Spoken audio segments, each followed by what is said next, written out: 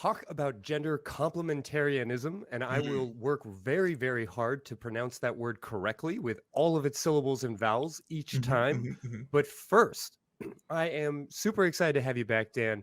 You got to tell me what does have you worked up right now? If it's not foot rub and dinner with me, what's got you turned on? Well, I gotta say, first of all the honorifics you put. What am I? The Veritas of veracity.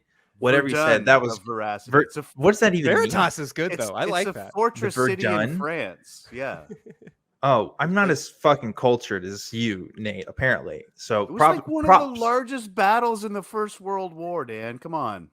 Yeah, I was born in 1996. The First World War, where we don't in learn America. History. Yeah, that was 100 years ago for me, like from the time of my birth. So I'm just kidding. That's obviously an important event that I'm just. Well, I thought it was really cool. Okay. Let me talk about what's turning me on, Nate. All right, let's get to that. All right, look, we were talking about this before. I've talked about this show before, but there's a channel on YouTube called All Gas No Brakes.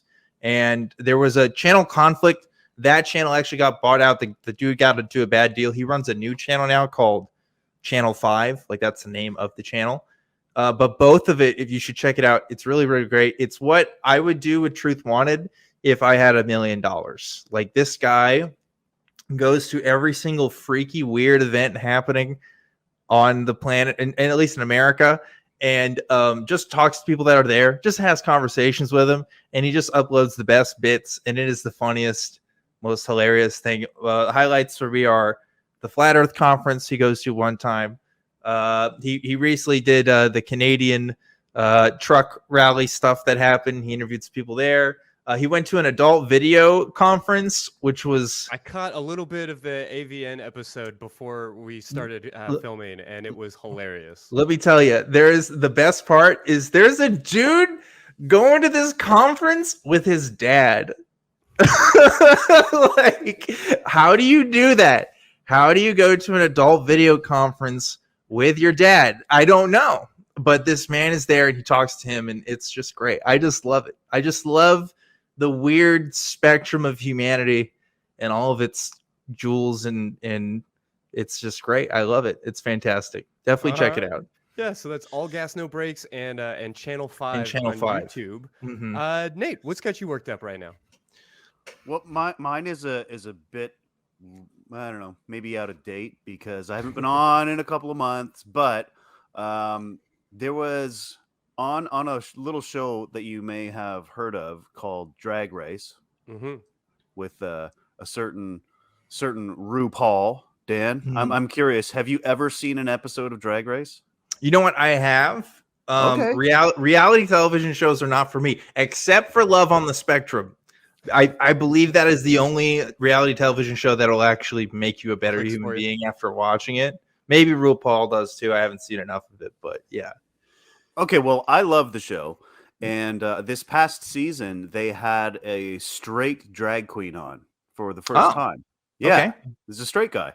Cool. And so I was watching this with my partner, and my partner's reaction was kind of like they're invading. He shouldn't be invading our space. This is our space. This is for queer people to express themselves. And I'm like, well, I don't know if I agree with that. I kind of feel like, the part of moving on from this whole sectarian evil gay thing is letting straight guys maybe dress up as a woman if they want to and put on makeup. I don't know. I'm really curious to hear what you guys think about that. Well, it's not like there hasn't been straight people that have done drag before, right? Like, it was a first for the show.